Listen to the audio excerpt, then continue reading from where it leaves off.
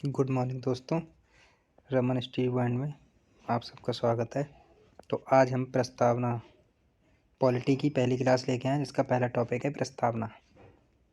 इस तरीके से हम आगे भी और टॉपिक लेके आएंगे और उनके साथ में हम पीवाईक्यू क्वेश्चन भी लेके आएंगे। जो टॉप क्वेश्चन और जो पीवाईक्यू जो आ चुके हैं क्वेश्चन, ऐसे क्वेश्चन हम लेके आएंगे इस तरीके से। जैसे एक टॉपिक क्लियर कराएंगे, उससे संबंधित आगे के 40 से 50 क्वेश्चन हर टॉपिक के लेके आएंगे। इस तरीके से पूरी पॉलिटी 20 दिन में हम ख़त्म करा देंगे। इम्पोर्टेंट टॉपिक हैं ये, मेरे नोट्स खुद के बनाए हुए हैं। तो इनमें देखो, पहला आज टॉपिक हमारा प्रस्तावना का। तो प्रस्तावना में सबसे पहले प्रस्तावना को हमें अच्छे से याद होना चाहिए।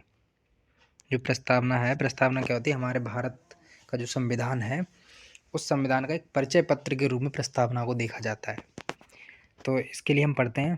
प्रस्तावना में तो हमारा है, हम भारत के लोग भारत को एक संपूर्ण प्रभुत्व संपन्न समाजवादी पंथ निरपेक्ष लोकतांत्रिक गणराज्य बनाने के लिए भारत के समस्त नागरिकों को सामाजिक, आर्थिक और राजनीतिक न्याय इसमें 3 तरीके के हैं: सामाजिक, आर्थिक और राजनीतिक न्याय,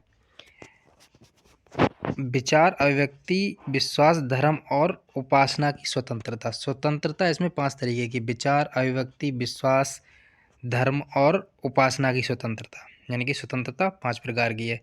प्रतिष्ठा और अवसर की समानता 2 प्रकार की है। प्राप्त कराने के लिए उन सब में व्यक्ति की गरिमा और राष्ट्र की एकता, अखंडता सुनिश्चित करने वाली बंधुता बढ़ाने के लिए दृढ़ संकल्प होकर अपनी इस संविधान सभा को आज तारीख 26 नवंबर 1949 को, ये हिंदी में इसकी तिथि दी हुई है, मिति मार्गशीर्ष शुक्ल सप्तमी संवत 2006 विक्रमी को द्वारा इस संविधान को अंगीकृत, अधिनियमित और आत्मसमर्पित करते हैं। तो प्रस्तावना जो संविधान जो है वो पहली बार अंगीकार हुआ था 26 नवंबर 1949 को। ठीक है, ये तो हमारी हो गई प्रस्तावना। प्रस्तावना में विशेष पॉइंट हमें याद रखने हैं। ये सबसे पहले हमें न्याय याद रखना। न्याय 3 तरीके का होता है: नंबर 1 सामाजिक, नंबर 2 आर्थिक, नंबर 3 राजनीतिक। ठीक, उसके बाद स्वतंत्रता 5 प्रकार की है: विचार, अभिव्यक्ति, विश्वास, धर्म और उपासना। फिर समता 2 प्रकार की है: प्रतिष्ठा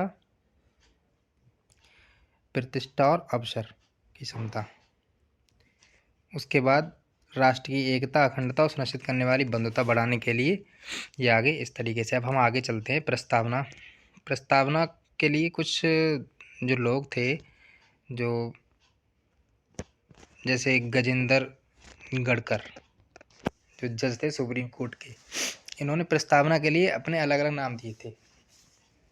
इनके अलावा और भी लोग थे जो महान लोग थे, जिन्होंने इसमें बहुत ज़्यादा योगदान दिया। उन्होंने अपने तरीके से, अपने हिसाब से अलग अलग नाम दिए थे।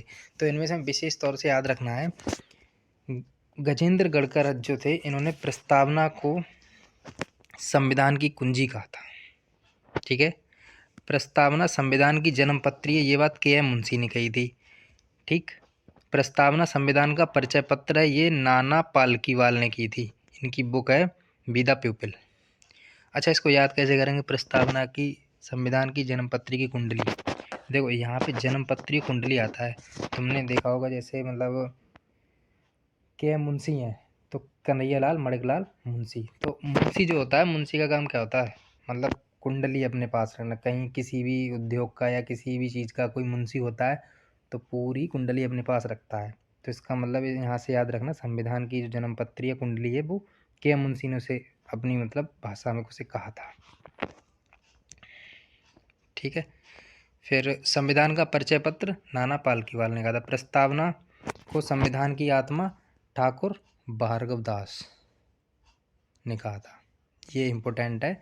प्रस्तावना को संविधान की आत्मा ठाकुर भार्गव दास ने कहा था, जबकि भीमराव अम्बेडकर ने आर्टिकल 32 को संविधान की आत्मा का नाम दिया था। ठीक है, ये इम्पोर्टेंट पॉइंट है, ये इसको ध्यान रखना। संविधान की आत्मा, प्रस्तावना को संविधान की आत्मा ठाकुर भार्गव दास ने कहा था, और आर्टिकल 32 को संविधान की आत्मा भीमराव अम्बेडकर ने कहा था। प्रस्तावना को कीनोट ऑफ कौन सी, की नोट ऑफ कॉन्स्टिट्यूशन लिखा है। ये प्रस्तावना को की नोट ऑफ कॉन्स्टिट्यूशन ये कहा था अर्नेस्ट वर्कर ने। प्रस्तावना में उद्देश्य का प्रस्ताव बताती है। प्रस्तावना में 4 बातें बताती है। नंबर 1, शक्ति का स्रोत जो भारत के लोगों में है। ठीक है। संविधान की सभा में विस्काउंट है सिर्फ हिंदुओं की सभा है। ऑस्टिन ये भारत का एक सूक्ष्म दल है। ये संविधान के बारे में विदेशी दार्शनिक जो थे, विदेशी लोग थे, उन्होंने उनके अपने अलग अलग मत थे। विस्काउंट जो है इन्होंने ये कहा था ये सिर्फ हिंदुओं की सभा, और ऑस्टिन ने ये कहा था भारत का एक सूक्ष्म दल है।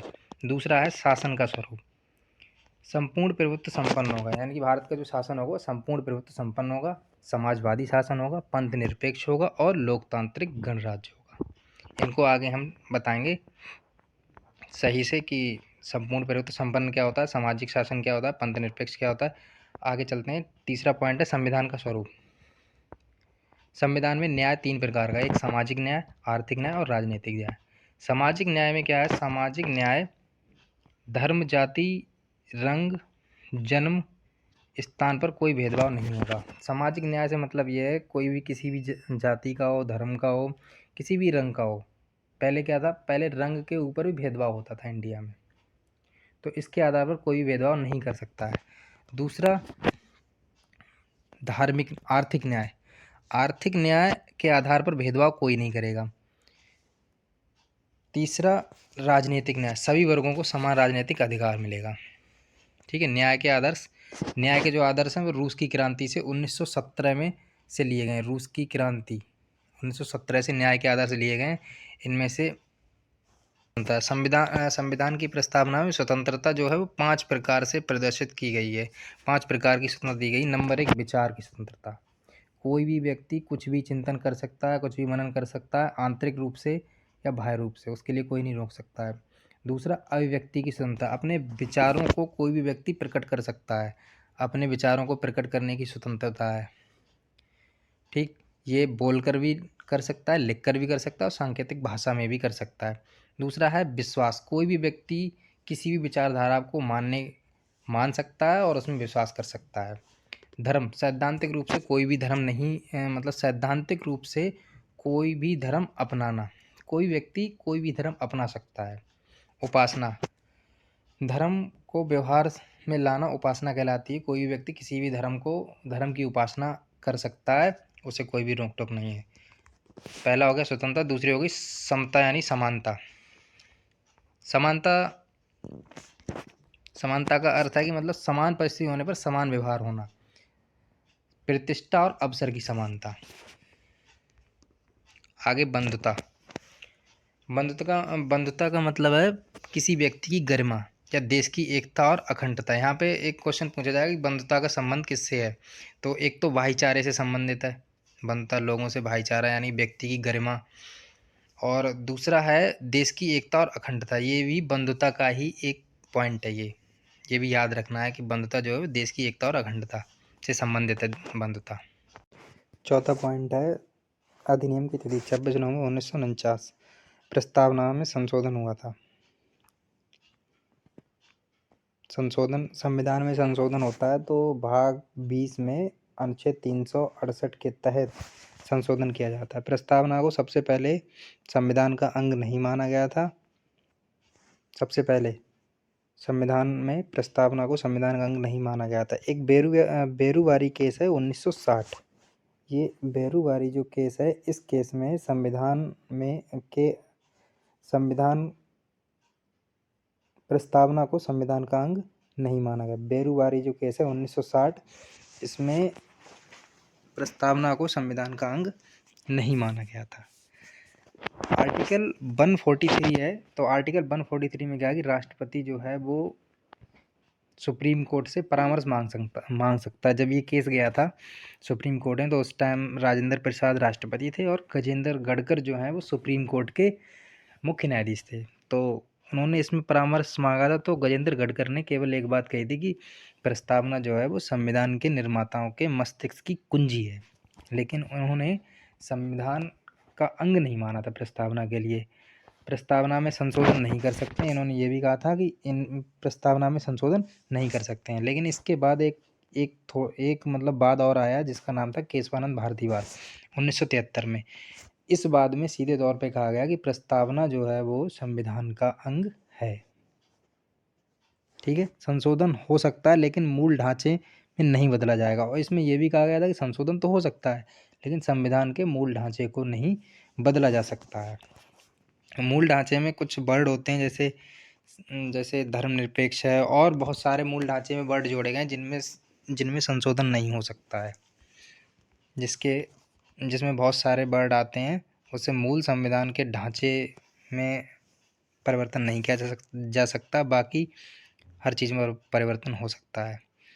अब आते हैं संपूर्ण प्रभुत्व संपन्न क्या होता है। संपूर्ण प्रभुत्व संपन्न होता है किसी भी बाहरी नियंत्रण से मुक्त। जैसे हमारा देश है तो हमारे देश में कोई भी बाहर का किसी भी देश कोई भी बाहरी देश हम पे मतलब अधिकार नहीं कर सकता है। तो हमारा जो देश है वो अपने आप में संपूर्ण प्रभुत्व है, अपनी रक्षा करने में सक्षम है। ठीक है, एक होता है समाजवादी। समाजवाद दो प्रकार का होता है, एक होता है लोकतांत्रिक समाजवाद, एक होता है साम्यवादी समाजवाद। तो लोकतांत्रिक समाजवाद में क्या होता है, ये अहिंसा का पालन करते हैं। अहिंसा मतलब हिंसा नहीं करते, ये अहिंसा का पालन करते हैं, इनमें हिंसा नहीं करते हैं ये। और कोई भी व्यक्ति जो है जैसे श्रम है तो 10 घंटे अगर काम करता है तो वो 10 घंटे ही उसके लिए वेतन मिलेगा। लेकिन एक समाजवाद होता है साम्यवादी समाजवाद। साम्यवादी में क्या होता है, ये हिंसा का पालन करते हैं, अगर इन्हें श्रम करवाना 10 घंटे तो ये वेतन 6 घंटे का ही देंगे। तो ये होता है साम्यवादी समाजवाद। लेकिन हमारे भारत में जो समाजवाद है वो लोकतांत्रिक समाजवाद है। ठीक है, पूछा जाएगा क्वेश्चन कि भारत का जो समाजवाद है वो किस तरीके का समाजवाद है, तो लोकतांत्रिक है, साम्यवादी है, या किसी अन्य प्रकार का है। ठीक है, DS नकारा केस में कहा गया था कि समाजवाद के लक्षण जो हो सकते हैं वो ये हैं कि जन्म से लेकर मृत्यु तक सुरक्षा, ये भी समाजवाद में आता है। आय की असमानता को कम करना, ये भी समाजवाद में आता है। मजदूर या वंचितों के कल्याण की बात कही जाए, ये भी समाजवाद में आता है। एक ऐसा समाज जिसमें पिछड़ों के कल्याणों की बात की जाए और असमानता को कम करने की बात की जाए और जनता की सुरक्षा की बात कही जाए, उसे हम समाजवाद कहते हैं। पंथ निरपेक्ष पे आते हैं, 3 नंबर पॉइंट है। पंथ निरपेक्ष का मतलब होता है देश का कोई राजकीय धर्म नहीं होगा। जैसे भारत में हमारा कोई भी राष्ट्रीय धर्म नहीं है। ठीक है, जैसे बहुत से तुमने देश देखे होंगे, जैसे ईरान है, पाकिस्तान है, इनके सबके अपने अपने राष्ट्रीय धर्म होते हैं। लेकिन भारत का कोई भी राष्ट्रीय धर्म नहीं है, और भारत जो है कोई भी धर्म मानने के लिए बाध्य भी नहीं करता है। यहाँ सभी लोगों को समान धर्म के समान अधिकार हैं। कोई भी व्यक्ति कोई भी धर्म की उपासना कर सकता है, कोई भी धर्म अपना सकता है, कोई भी धर्म में रह सकता है। ठीक है, लोकतांत्रिक गणराज्य का मतलब है राष्ट्र का प्रमुख निर्वाचित होगा। यानी कि जो लोकतांत्रिक गणराज्य का मतलब होता है किसी भी देश का जो मुख्य होगा, जो राजा होगा, वो निर्वाचित किया जाएगा, लोगों द्वारा उसे चुना जाएगा।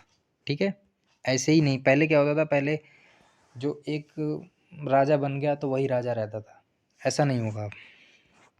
अब्राहम लिंकन का नारा था यहाँ पे, उन्होंने 1863 में दिया था कि जनता का, जनता के द्वारा, जनता के लिए। ठीक है, ये लोकतंत्र की परिभाषा दी थी इन्होंने, अब्राहम लिंकन ने। लोकतंत्र वही है जिसमें सारी चीज़ें जनता में निहित हों। ठीक है, लोकतंत्र दो प्रकार का होता है, एक प्रत्यक्ष लोकतंत्र, एक अप्रत्यक्ष लोकतंत्र। प्रत्यक्ष लोकतंत्र क्या होता है, जनता जो है वो सीधे तौर पे चुनती है। ठीक है, जनता का सीधे तौर पे नियंत्रण होता है, उसके लिए प्रत्यक्ष लोकतंत्र कहते हैं। लेकिन हमारे भारत में जो लोकतंत्र है वो अप्रत्यक्ष लोकतंत्र है। जनता क्या करती है, जनता सीधे प्रतिनिधि को चुनती है, और प्रतिनिधि जो है वो सरकार का गठन करते हैं, और उन प्रतिनिधियों को मिलाकर ही एक मुख्य बनता है।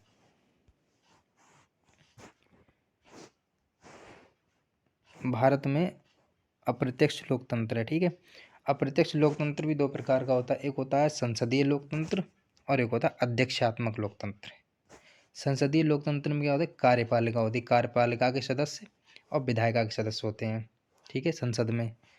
और इसमें दोहरी कार्यपालिका होती है, जैसे एक केंद्र में कार्यपालिका होती है, एक राज्य में कार्यपालिका होती है। जैसे केंद्र में तुम्हारी संसद होती है, वैसे ही राज्य में तुम्हारा विधानमंडल होता है। जैसे केंद्र में लोकसभा होती है, वैसे ही तुम्हारे राज्य में विधानसभा होती है। केंद्र में राज्यसभा होती है और राज्य में विधान परिषद होता है। कार्यपालिका विधायिका के प्रति उत्तरदायी होती है। केंद्र में जो कार्यपालिका होती है विधायिका के प्रति उत्तरदायी होती है। भारत में लोकतांत्रिक गणराज्य है। और ऐसे ब्रिटेन में जो लोकतंत्र है वो अध्यक्षात्मक लोकतंत्र है, उसमें सीधे जनता सीधे एक मुख्य राष्ट्रपति को चुनती है। उसमें हमारे भारत देश की तरह ऐसी कोई प्रणाली नहीं है। उसमें एकल कार्यपालिका होती है। ब्रिटेन लोकतंत्र है लेकिन गणराज्य नहीं है, ठीक है। और उसमें जो सम्राट रहते हैं वो वंशानुगत रहते हैं। इस टाइम 2022 से चार्ल्स थर्ड हैं। तो आप कमेंट में ज़रूर बताइएगा हमारी ये PDF का कंटेंट कैसा लगा। और कल हम इसकी वीडियो लेके आएंगे। उस वीडियो में 40 इंपॉर्टेंट क्वेश्चन होंगे इसी से संबंधित जो प्रीवियस ईयर आ चुके हैं, टॉप 40। आगे इसी तरीके की वीडियो देखने के लिए हमारे चैनल से जुड़ें, ठीक है। बहुत बहुत धन्यवाद।